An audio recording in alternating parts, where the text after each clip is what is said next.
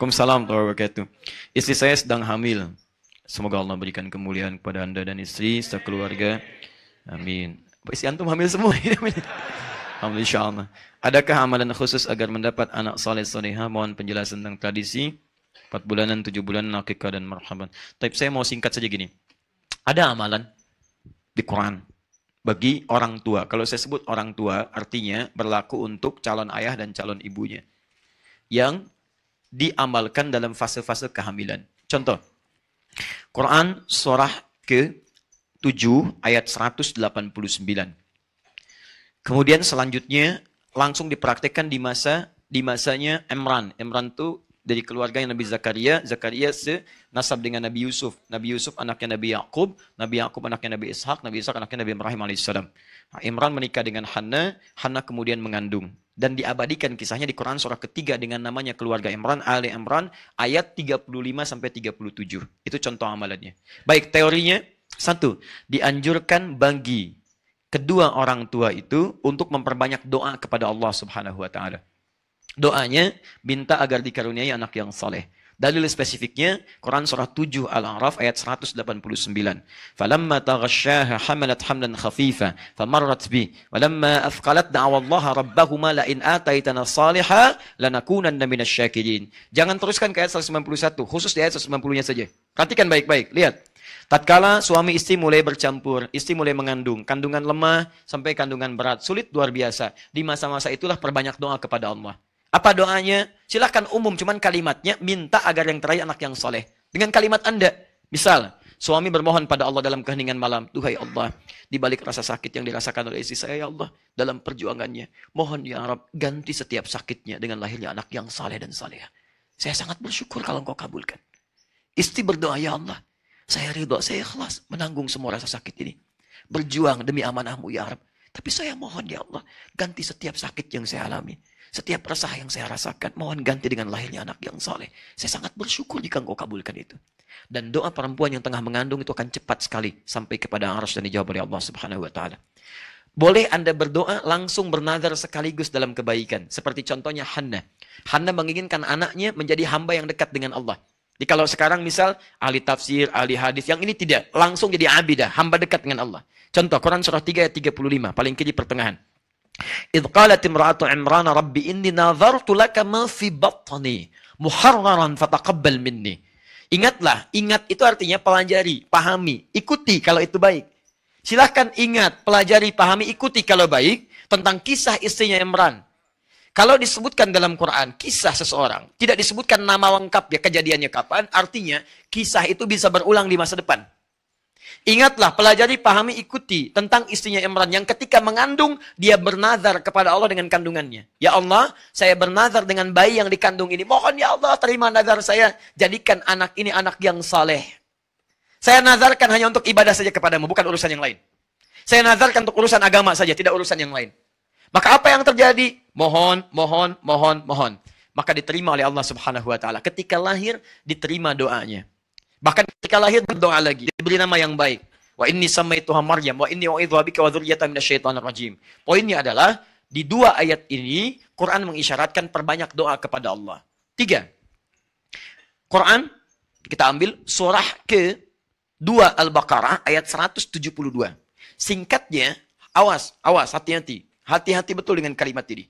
Tolong maaf ya, tolong ayah-ayah, calon ayah ketika istri sedang mengandung, juga nanti setelah melahirkan, saya bicara dengan tahap kandungan dulu, jangan sekali-kali membawa yang haram ke dalam rumah sampai dikonsumsi oleh istri Anda yang tengah mengandung. Karena bahayanya luar biasa.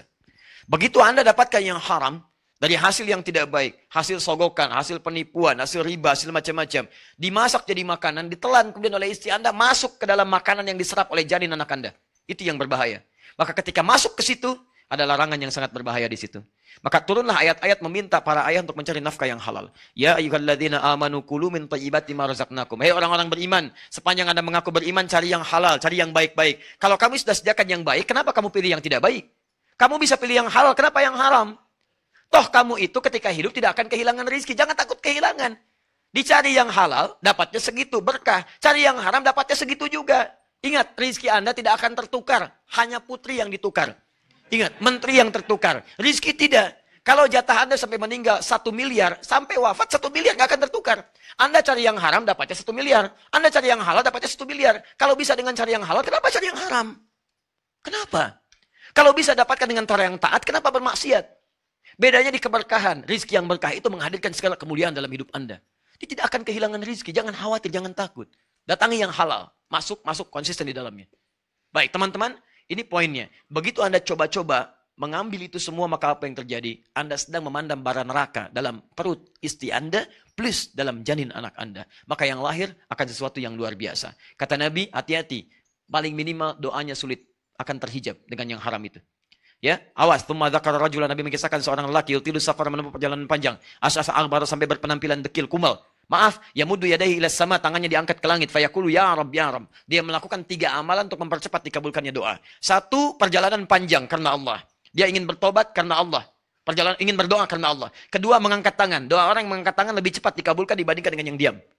3, menyebut al-asmaul husna. Orang yang memulai dengan al-asmaul husna lebih cepat dikabulkan dibandingkan dengan yang tidak. Dia melakukan ketiganya. Seharusnya 3 kali lebih cepat dari orang biasa. Tapi kata Nabi, anna yustajabu lidzalik. Mustahil doanya bisa dijawab. Mustahil, mustahil, mustahil.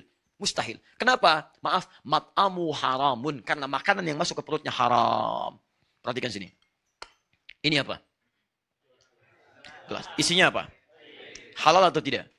Apa fungsi air? Menghilangkan haus. Kita cek. Bismillah. Alhamdulillah. Sekarang lihat. Gelas ini kosong atau berisi? Atasnya ada penutupnya atau tidak? Tidak. Isinya apa? Air. Kalau saya masukkan spidol, bisa nggak? Bisa. Masuk. Kan? Bismillah. Lihat sini. Ini atasnya terbuka, saya masukkan spidol, masuk. Saya masukkan uang, masuk tidak? Masuk. Saya masukkan. Saya masukkan mutiara, masuk tidak? Tergantung, kalau mutiara sebesarnya tidak. Ya. Di poinnya, kalau kita kikis-kikis, masuk. Sekarang persoalannya, lihat sini. Kalau saya tutup begini. Saya masukkan spidol, masuk tidak?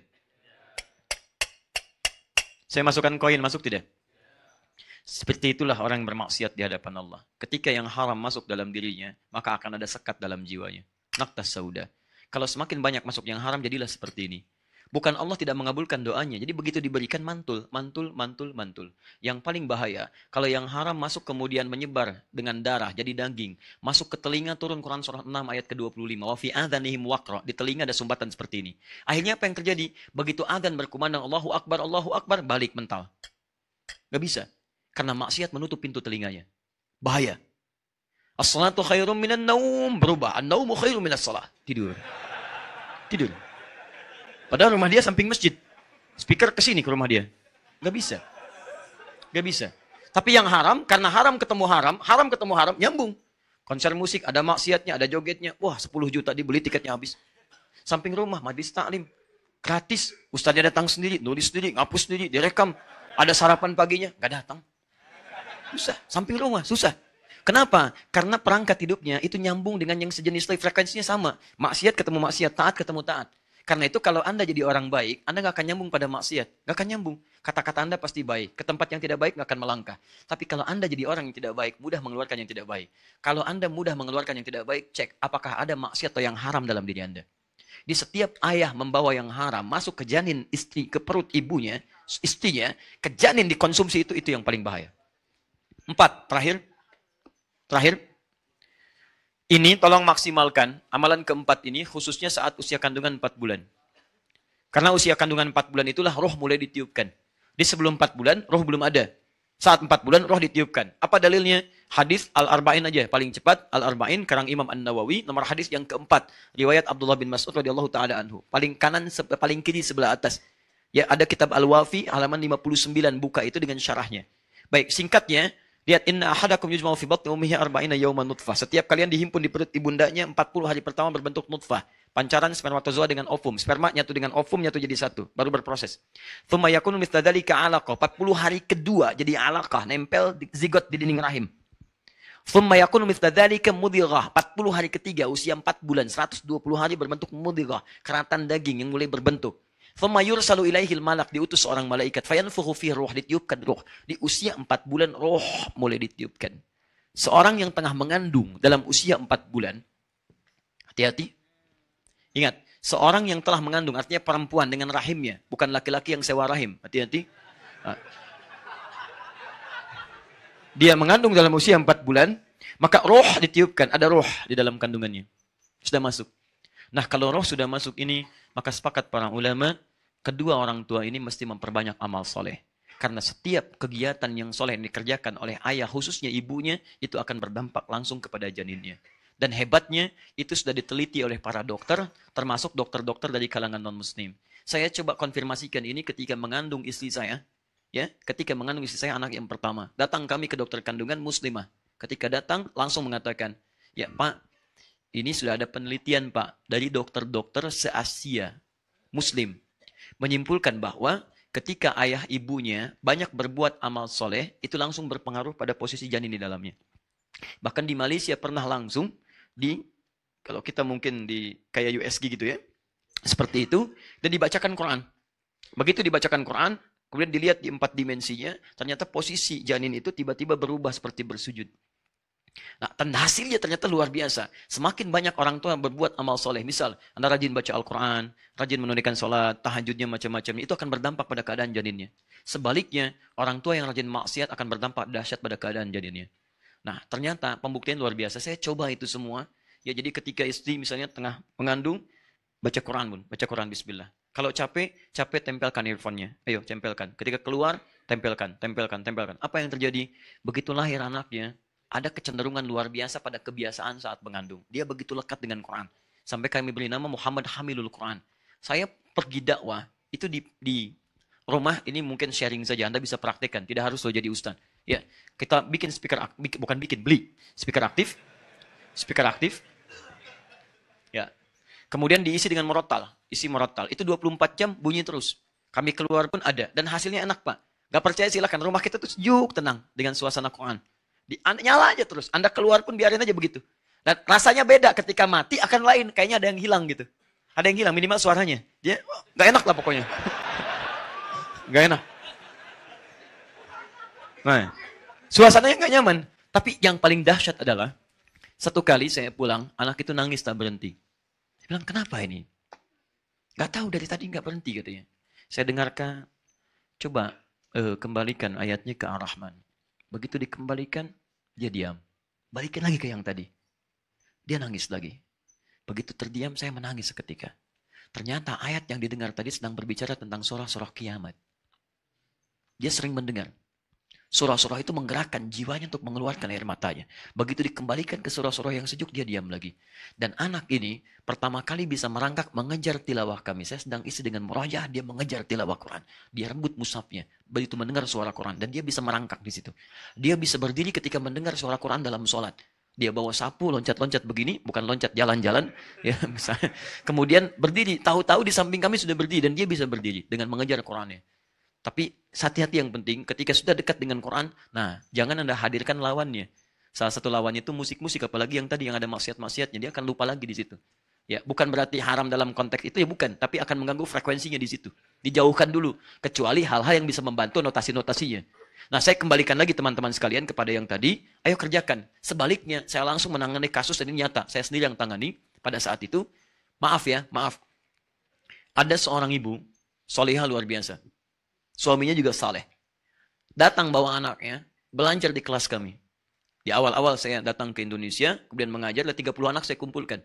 Itu Masya Allah. Apa yang terjadi? Anak yang lain rapi, dia pun rapi, duduk gitu kan. Setelah itu mulai dia bergerak. Setelah selesai pengajaran, tiba-tiba ibunya datang. Ustadz, saya terima kasih katanya. Kenapa terima kasih? Saya bingung. Kenapa bingung, Bu? Anak saya, kalau saya bawa kemanapun, itu selalu saya tunggu di depan kelas. 5 menit pasti oleh gurunya diantarkan lagi. Oh begitu Bu ya? Kenapa? Gak tahu Ustaz, kok di sini bisa baik? Ya udah saya lihat dulu. Begitu pertemuan selanjutnya mulai muncul adatnya lagi. Apa itu? Mengganggu kawannya, macam-macam. Lupanya dia mengamati, menyesuaikan, mulai muncul. Kita perbaiki pelan-pelan. Baru di situ saya paham, ini kenapa kok anak beda dengan ibunya? Pasti ada yang salah. Pasti ada yang tidak nyambung. Saya menduga saat itu barangkali ini diadopsi. Ternyata betul ketika saya tanya, Ustaz, mohon bisa dipahami, anak itu sesungguhnya kami angkat adopsi, kami selamatkan bahasanya dari seorang ibu yang mengandung anak kembar. Dua-duanya kemudian diadopsi, satu oleh seorang artis, satu oleh kami. Kenapa? Kami selamatkan karena ayahnya suka mencuri, ibunya suka mabuk. Bahkan saat mengandung pun masih mabuk juga. Masuk. Yang haram yang terjadi, anaknya sulit luar biasa.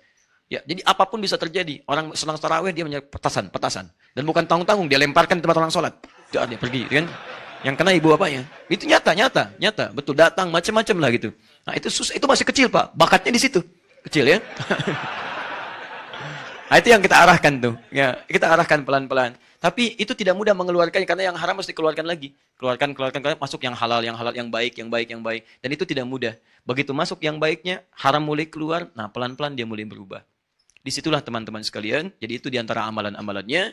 Nah, orang tua kita dulu sangat singkat. Hei, kalau kamu mau anaknya laki-laki nanti lahir misalnya baik, baca surat Yusuf. Kalau perempuan solehah baca surat.